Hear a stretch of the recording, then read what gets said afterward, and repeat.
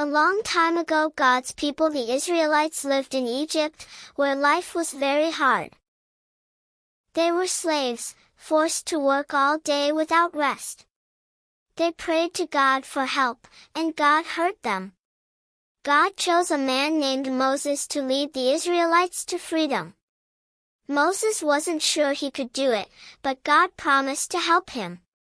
Moses went to Pharaoh, the king of Egypt, and said, "God says, let my people go." At first, Pharaoh refused. He didn't want to lose his workers. But God showed his power through many miracles, and Pharaoh finally gave in. He told Moses, "Take your people and go." The Israelites quickly packed their belongings and followed Moses out of Egypt. There were so many of them, families, children, and even animals, all walking together. They were excited to finally be free, and they sang songs of joy as they left. God was with them every step of the way. During the day, He sent a big cloud to guide them, and at night, He sent a pillar of fire to light their path. But soon, they came to a big problem, a huge body of water called the Red Sea. It was too deep to cross, and there were no boats. As they wondered what to do, they heard a terrible sound behind them, Pharaoh's army. Pharaoh had changed his mind and sent his soldiers to bring the Israelites back. The sound of horses and chariots grew louder as the army came closer. The Israelites were afraid. They cried out, "What will we do? We're trapped." Moses said, "Don't be afraid. Trust in God. He will rescue us." God told Moses to raise his staff, a special stick, over the water. When Moses obeyed, something amazing happened. The wind began to blow, and the water of the Red Sea split in two.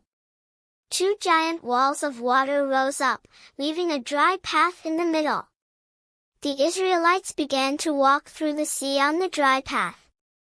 They could see the water towering on both sides but didn't get wet at all.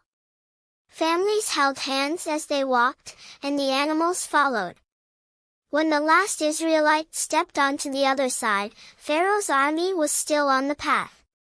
But then God told Moses to stretch out his staff again. The walls of water crashed back down, covering Pharaoh's army. The Israelites were safe, and the army could no longer chase them.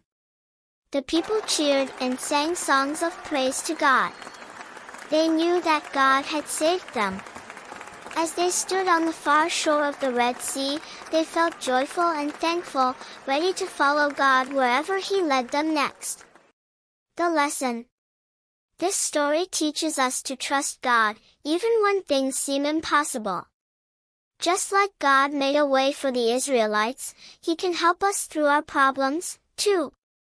When we feel scared or don't know what to do, we can pray to God and trust that He will guide us. Thanks for watching. Thank you for joining us on this amazing adventure. If you liked this story, be sure to hit the like button, subscribe to our channel, so you don't miss any future videos.